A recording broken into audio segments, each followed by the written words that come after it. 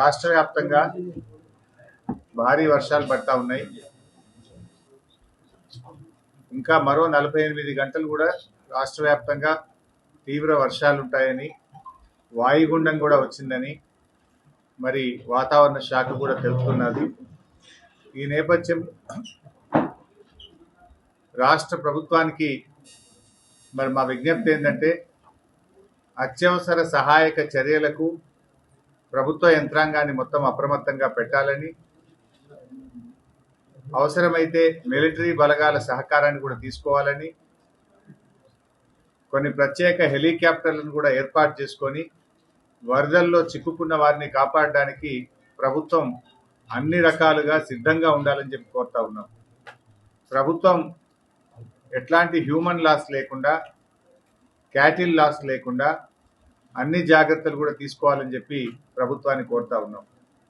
ముఖ్యంగా BRS party ప్రజాప్రతినిధులు, BRS party నాయకులు, బీఆర్ఎస్ పార్టీ శ్రేణులందరికీ కూడా పార్టీ తరఫున విజ్ఞప్తి ఏంటంటే, ఎక్కడ ప్రజలకు ఇబ్బంది ఉన్నా మీరందరూ కూడా సహాయక చర్యల్లో పాల్గొనాలని, ప్రజలకు రక్షణగా నిలవాలని, ఎక్కడైనా ప్రజలకు ఇబ్బందులు ఉంటే బీఆర్ఎస్ కార్యకర్తలు పూర్తి స్థాయిలో వారికి సహకరిస్తూ అన్ని రకాల సహాయ సహకారాలు అందించాలని బీఆర్ఎస్ పార్టీ తరఫున పార్టీ శ్రేణులందరికీ కూడా విజ్ఞప్తి చేస్తూ ఉన్నాం.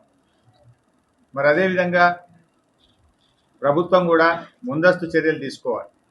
ఎక్కడ చెరువులు తెగిపోకుండా సెలవులన్నీ కూడా రద్దు చేసి ఇరిగేషన్, రెవెన్యూ శాఖ అధికారులను ఆయా జిల్లాల్లో, ఆయా మండలాల్లో వాళ్ళను మరి అప్రమత్తంగా ఉండే విధంగా ప్రభుత్వం అన్ని ఆదేశాలు కూడా ఇవ్వాలి. ఎందుకంటే ఇది వరుసగా గత 2 రోజుల నుంచి వర్షాలు పడతా ఉన్నాయి. ఇంకో 2 రోజులు కూడా వర్షాలు పడతాయి అంటున్నారు.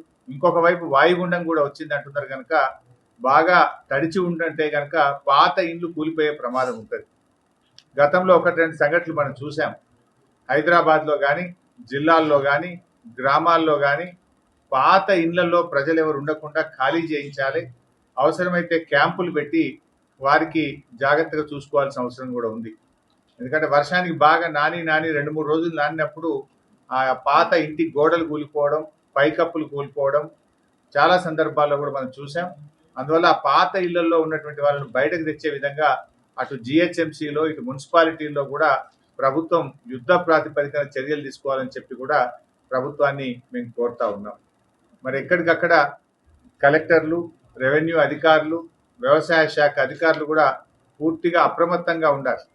మరి ఇరిగేషన్ డిపార్ట్మెంట్ కూడా ఎప్పటికప్పుడు వరద నీటిని అసలైన తొలి వెలుగు. ఫాలో వాట్సాప్ @తొలి వెలుగు official.